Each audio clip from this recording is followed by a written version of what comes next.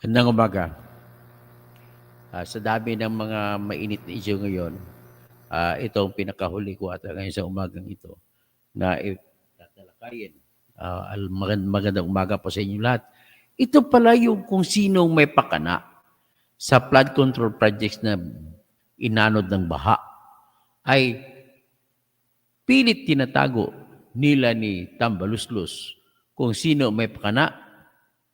Pero alam naman natin ang lahat na walang iba kung sino, at yan po ay si Saldico. Si Saldico po ang may pakana ng lahat ng mga kabulastugan na nangyayari sa flood control projects. Kung bakit maraming yumaman.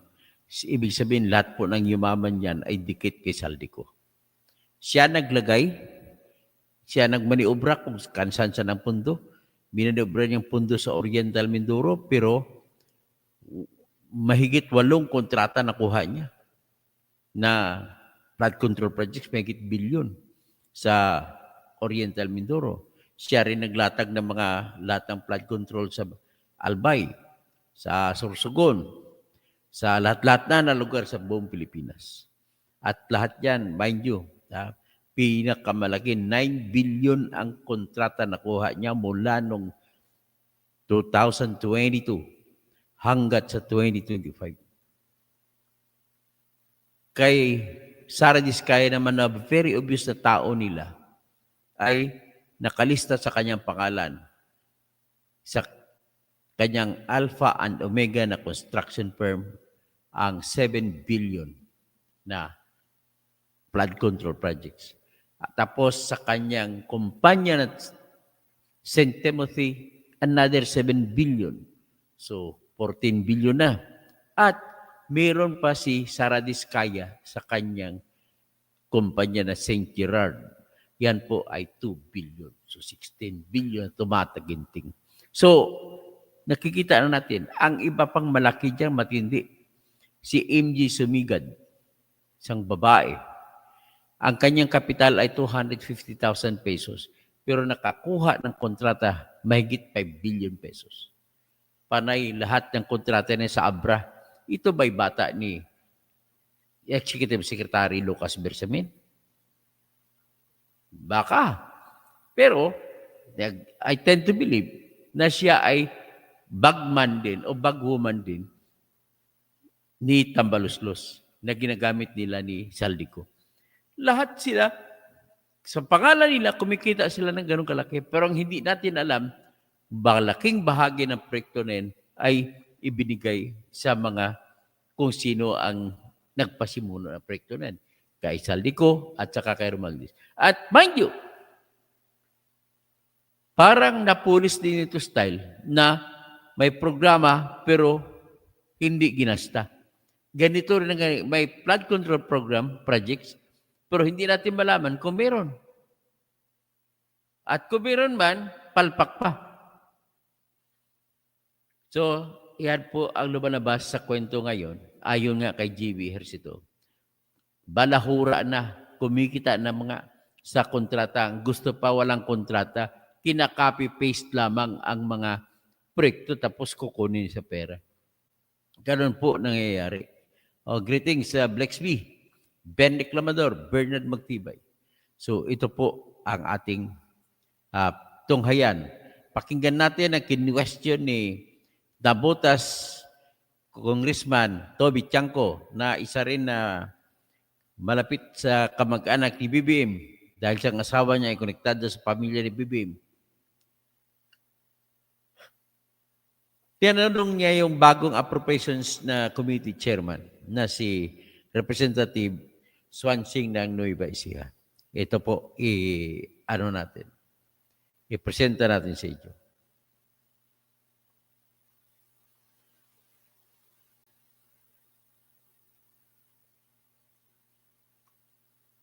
Meeting is resumed.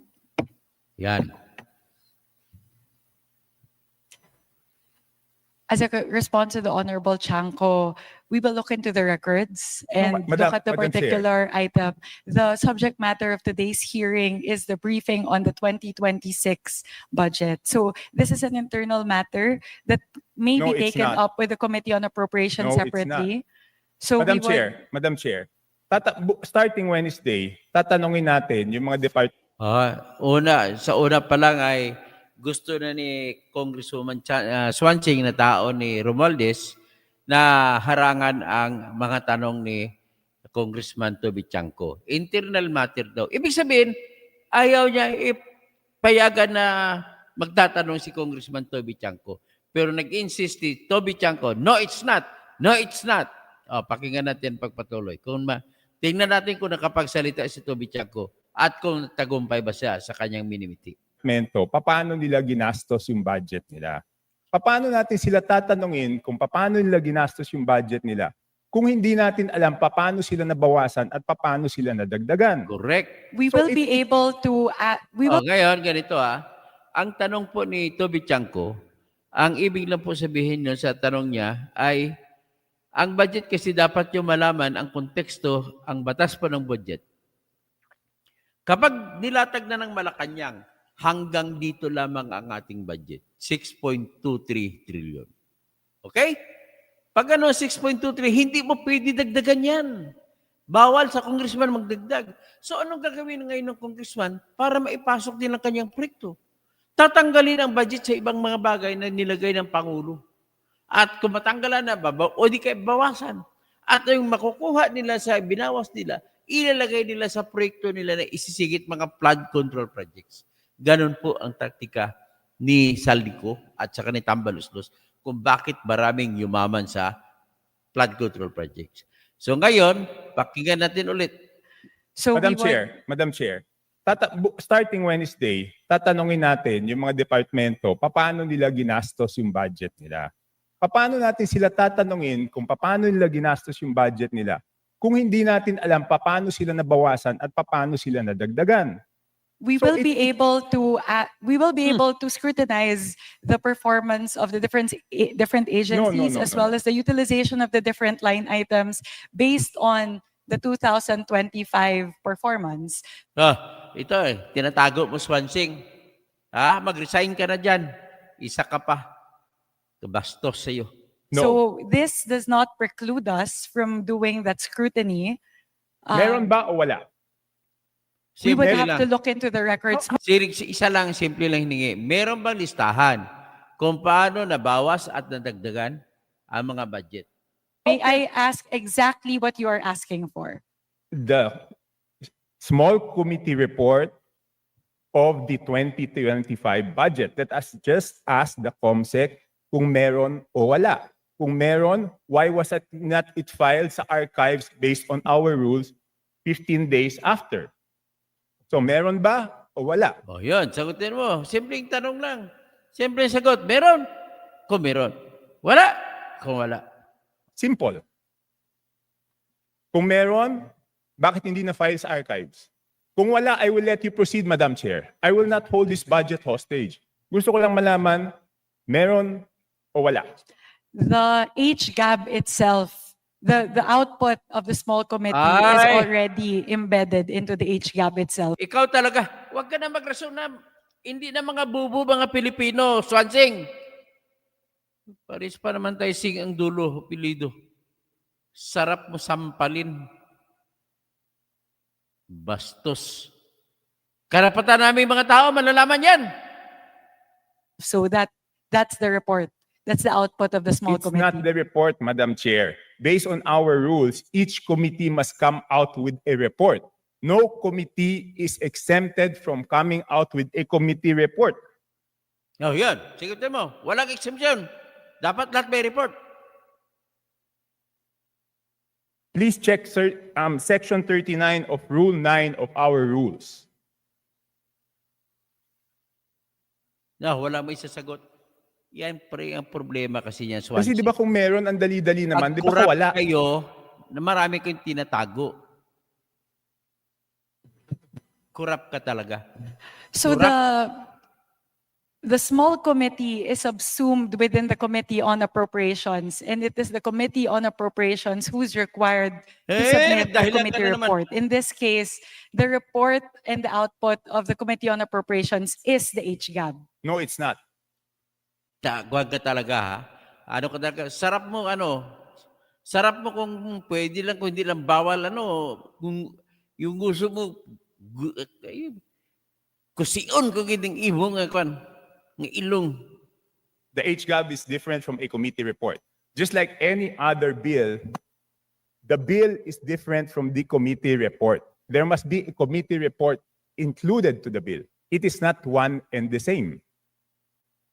Oh, yan. Nalikturan ka pa ni... At the point of after the committee hearings are done, the Committee on Appropriations comes out with a committee report, and then it moves to plenary, at which point we approve it and the small committee works. So now the output of the Committee on Appropriations, once that is elevated to the plenary, is the HGAB. No. So there's no Ah, other dahilan ka pa. committee report that needs to be furnished by the Committee on Appropriations apart from the HGAB It itself. is not exempted from our rules, Madam Chair.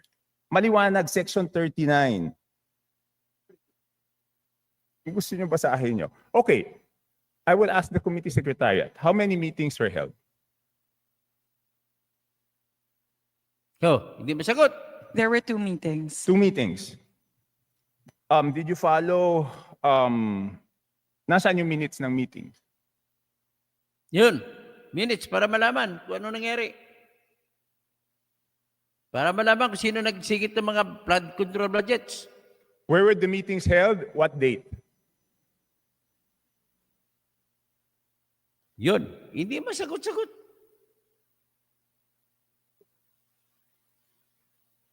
Hindi masagot-sagot.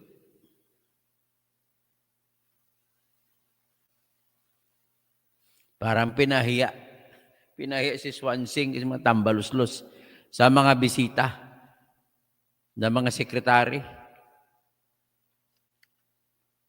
Madam Chair, I can read Section 39 of our rules to make it clear that the committee report is different from the HGAB, but I don't want it to take up my time.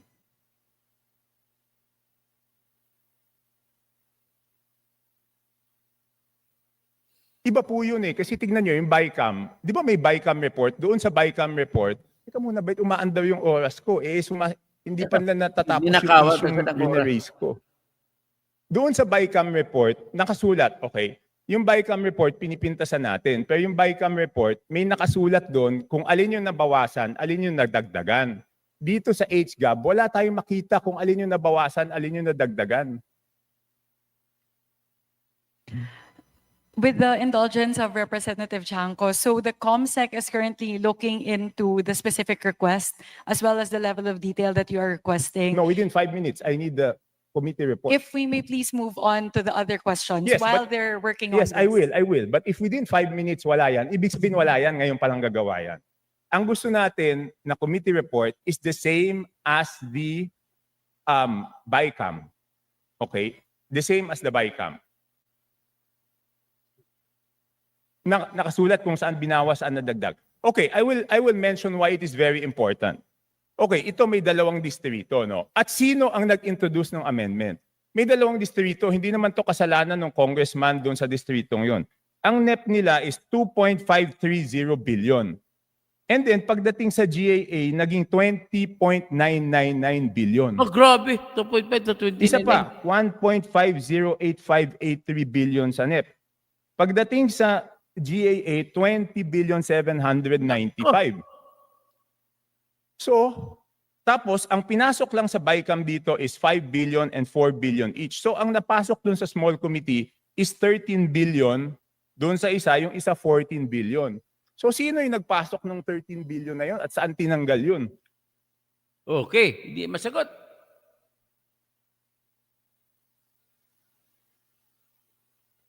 Yan yun, pinasok sa mga flood control projects. So again, the small committee is subsumed within the Committee on Appropriations, and it is not required to render a No, no, no, separate no, I committee did- report. The rule that you are citing, Honorable Chanco, pertain to standing committees. And the mother committee in this case of the small committee is the Committee on Appropriations. Yes, but did we exempt the Committee on Appropriations not to submit a committee report? No. Again, the committee report of the Committee on Appropriations at the plenary level is the HGAB itself. Yeah, but all meetings, dito sa ating rules, all meetings must be on record. So it's not only the committee report, dapat yung small committee na yon, meron silang report na finurnish lahat. Again, if with the indulgence of the Honorable Chanco, the COMSEC is looking into the request, if we may move to the next question. Okay, I will move to the next question. Thank so you very mukhang much. wala talaga. Signed committee report Estado. showing ano yung binawa, saan napunta. Okay. So it's only now, Madam Chair, that you found out that there is no small committee report?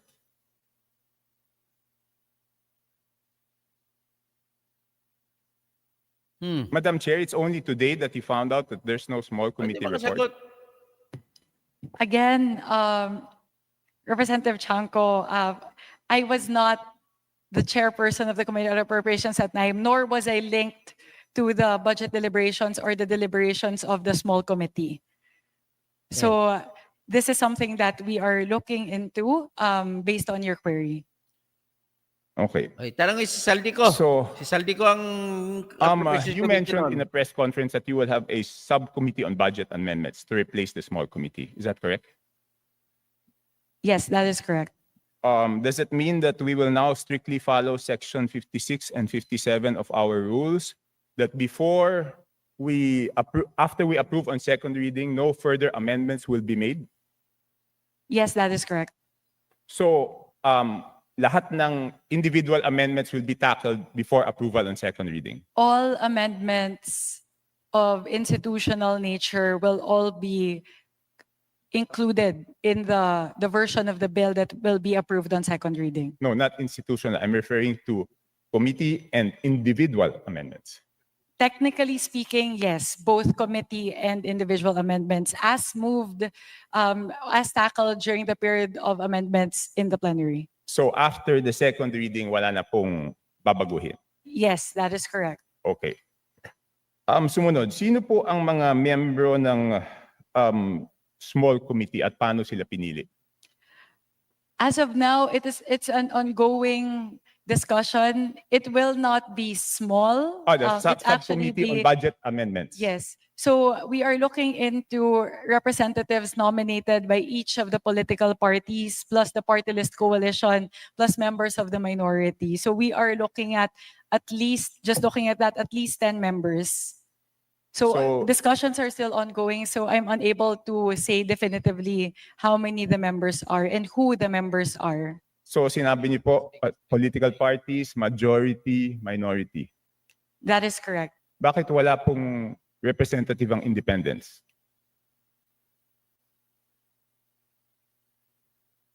Hindi pa po kami dapat tumingin din sa budget? That could be considered. Thank you very much for pointing that out, Representative Shanko. So is it a affirmative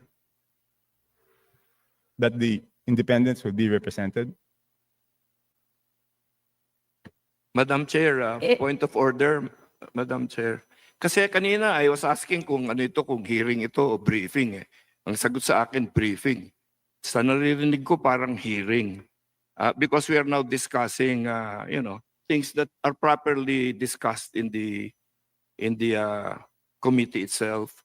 So, with apologies to my friend Congressman Chanco, baka maybe that can be discussed in a formal APRO meeting. Yan na naman Kasi kayo. we have our resource persons here that Tinatago niyo talaga. probably are wondering why they are listening to all of this.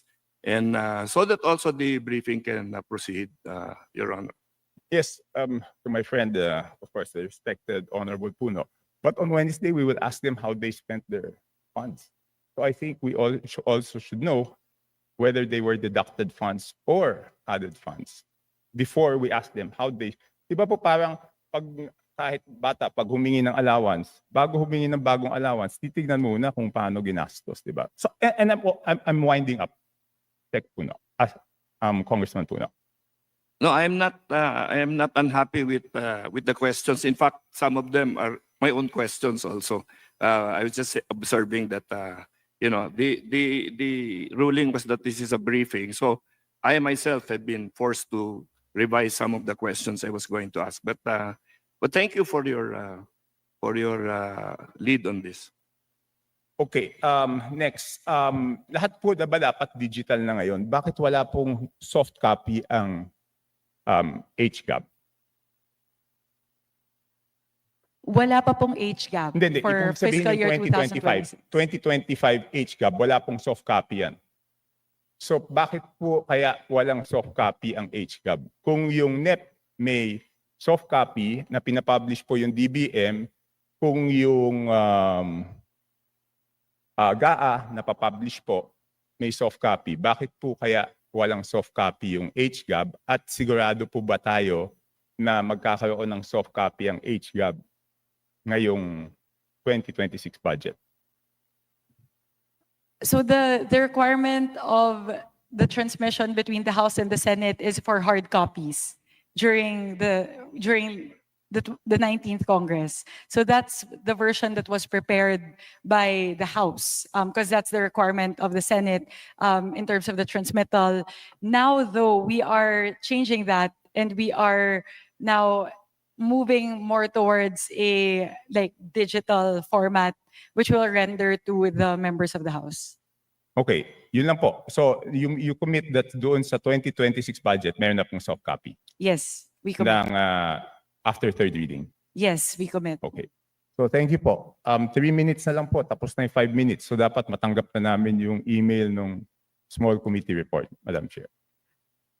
Again, we will revert back to you on that, Honorable Chanco.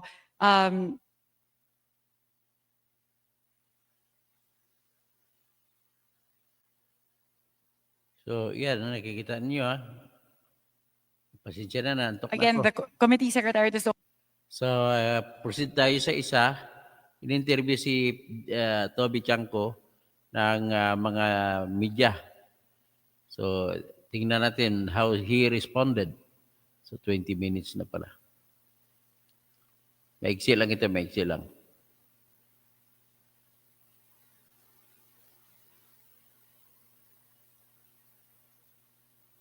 Yan. Swansea yun di ba? Kaya nga, sinasabi ko, hindi naman siya yung chairman at that time.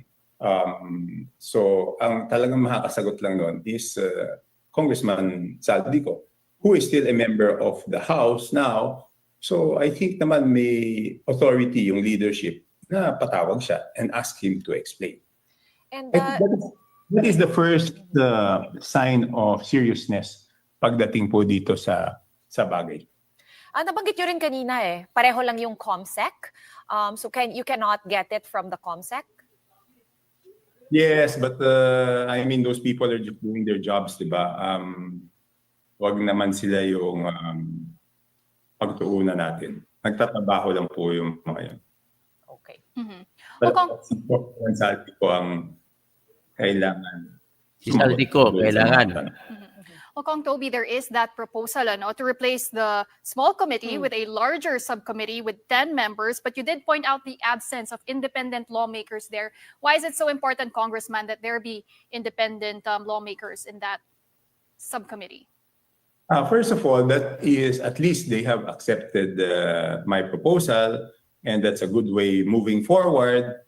Kasi hindi naman yung size ng committee ang gaanong kahalaga doon Ang importante is gagawin namin yung pareho ng ginagawa ng Senate na kapag na-approve na on second reading, wala nang papalitan, di ba? Kasi ang nangyari the last budget is binigyan namin ng kapangyarihan yung small committee na palitan kung ano man yung in-approve namin doon sa second reading. Di ba? Kaya nga napakahalaga ng role ni Congressman Saldico dito para maliwanagan itong mga bagay na ito. No? I think the best thing for him is just to explain, di ba? Kung valid naman explanation, ano naman dapat niyang ikatakot. Wala naman, Oo. di ba? Ngayon, yung sa independent, that's the reason why I asked kung sino-sino yung composition ng Committee on Budget Amendments yung tawag nila. No? Kaya ako tinanong yan is para malaman kung sino-sino. Okay. Anyway, hindi na importante yan. Ang mahalaga ay importante. Inaantok na ako. So anyway, ang abangan na lang natin. Dito makikita kasi yung listahan na hiningi ni Toby Chanco. Doon mo makikita kung sino ang may pakana sa mga flood control projects. Yan. Okay? So with that, I'm wishing you a good morning. Matulog na muna tayo. Ben Reclamador. Hindi naman kasi si Swansing ang in charge sa budget last year. Si Saldico po ang in charge doon. Siyang inassign ni Tambaloslos. Ben Reclamador, barking up the wrong tree, si Toby. Hindi po, okay lang yun. Kung si Saldi, alam ba naman nga si Swansing, dapat alam ni Swansing yun. Ang tanong naman ni Toby Chanco po, Ben, ay pahingi ng record. Ang problema kay Swansing, hindi siya nagbibigay ng record. Mali-mali ang sagot niya. Ang sagot niya parang nagtatago tuloy, suspitsan tuloy siya. Good morning, si Benvenido Requetillo, Valeria Serna, so Bixby, sino pa? So yan lang muna, no? At hope we will all sleep. And mga replay, please join my channel. At saka yung mga hindi kung pwede lang ay i-share and like nyo po. Subscribe, pati iyan lang po ang magbibigay sa akin inspirasyon. At saka paki-share naman para umabot tayo, malalaki ang komunidad natin. At kung malaki ang komunidad natin, marami ang maniniwala sa katotohanan, katarungan, at para pagdating ng sunod na eleksyon, maalam na sila bumoto kung sino dapat iboto. Yan na po ang ating pakiusap. Magandang umaga po, bayan. At saka si kay Mercy Narvaza Zoke, tama naman si Toby Chanco, dapat si Saldico ang sumagot dahil siya ang nakakaalam ng mga pagnanakaw nila sa flood control project. Maganda.